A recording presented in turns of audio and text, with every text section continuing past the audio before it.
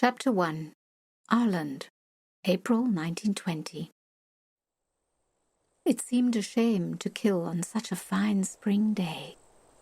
As the wind rose from the valley, so came the sense released by the melting snow of leaves and grass and wood, of new life rising, resurrected. Katerina steadied her aim on the hare and held her breath. "Before the Italians confiscate our rifles again," her grandfather had said, "go practice your shooting. Bring us some meat." The hare turned its head, haunches tensed, and Katerina squeezed the trigger. The animal fell, but flailed on the ground. Hund sprang up, but Katerina checked the dog with a hiss. "Leave it be," she muttered. She leaned the rifle against a stump before picking up the canvas sack and drawing her father's knife from her boot. As she approached, the hare jerked, trying to get on its legs, panic rolling with the white of its eyes. Knife in hand, Katerina grabbed its scruff and drew the blade across the throat. Hund sniffed the ground where the work left its mark.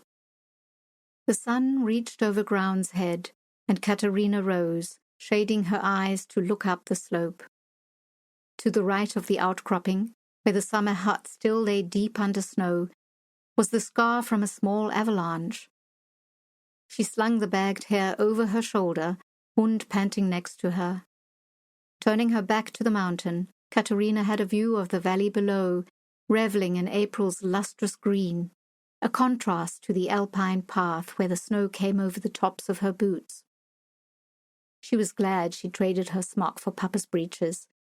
The villagers might look sideways when she wore them, but nobody ever said a word. She reckoned her father's good standing in the community had something to do with that, or because he had died fighting for them. Only Orpa and she were left of the Thaler family, a tragedy, possibly even a disgrace. The whispered predictions about what would happen to the once prosperous dairy farm, when Katerina's grandfather should pass, were audible enough. The thought of a future without Orpa in it was devastating enough. But for what other purpose did her grandfather work her, teach her, as hard as he had done any of his own sons, if it weren't to leave the farm in her capable hands? She looked down at Hund, the bitch pup she'd saved years ago. It would never cross their minds, would it? A woman running a farm.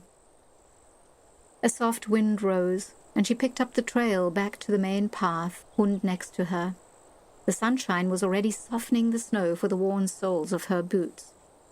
No, they expected her to marry so that at least a man would be involved when the inheritance was necessary.